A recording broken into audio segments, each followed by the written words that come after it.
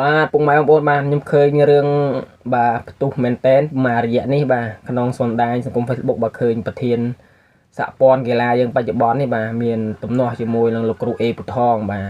ជាអតីតកីឡាករមួយរូបដែលលើកស្ទួយមុខប្រទេសកម្ពុជាយើងបាទគាត់ជាកីឡាករមួយរូបដែលលើកមុខមាត់ប្រទេសកម្ពុជាយើងក្នុងវិស័យគុនខ្មែរផងដែរបាទហើយដល់លោកគ្រូបាទលោកប្រធានសហព័ន្ធកីឡាបានទៅជាមានរឿងជាមួយគាត់បាទហើយខ្ញុំឆ្ងល់ថានៅស្រុកប្រទេសកម្ពុជាយើងក្នុងប្រទេសកម្ពុជាយើងអត់ពីប្រធានសហព័ន្ធកីឡាបដាល់រាល់ថ្ងៃហ្នឹងអត់មានអ្នកស្នងម្ដែងទៅធ្វើប្រធានសហព័ន្ធកីឡាបដាល់បានទេមិនទៅបាទបងប្អូនបាននៅបដ ாய் គាត់ធ្វើតែអញ្ចឹងដដែលបាទ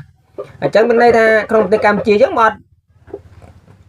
ប្រធានសហព័ន្ធកីឡាបដាល់សពថ្ងៃទេអត់មានអ្នកណាអាចដឹកនាំគុនខ្មែរឲ្យទៅភាពរីកចម្រើននៅថ្ងៃមុខបានទេបាទបែបមើលទៅបាទឃើញគាត់ឡើងកាន់រឿងតាំងពីគាត់ឡើងកាន់ម្ដាយមើលរឿងរហូតមកបាទរឿងរហូតអត់ចេះអត់រឿងទេរឿងពីច្រើនរឿងអយុត្តិធម៌ច្រើនតែម្ដងបាទអញ្ចឹងដល់ថ្នាក់ក៏ក្រើកដល់សម្ដេចពុកហ្នឹងបាទដល់ថ្នាក់សម្ដេចពុកចេញមកនិយាយហើយបាទហើយសង្ឃឹមថាសម្ដេចពុកគាត់នឹងដូរតំណែងបាទដូរតំណែងប្រធានសហព័ន្ធកីឡាបដាល់នេះចេញហ៎បើគាត់ឡើងកាន់មករឿងរហូតបាទ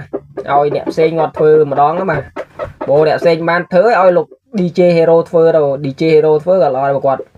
ចូលធ្វើការក្នុងវិស័យកីឡាបដាល់ហ្នឹងវាយូរឆ្នាំដែរបាទអាចជាគាត់ធ្វើបានទេមិនអត់ទេបាទបើនឹងខំប្រធានបច្ចុប្បន្នឡូវហ្នឹងអត់កើតទេលួយរឿងរហូត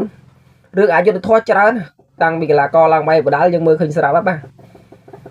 បើចឹងសុំដៃពុកបើមិនអីដៃពុកដូរបាទដូរគាត់ចេញទៅបាទស្នើសុំដៃពុកដូរតំណែងគាត់ចេញបាទសូមអរគុណបាទ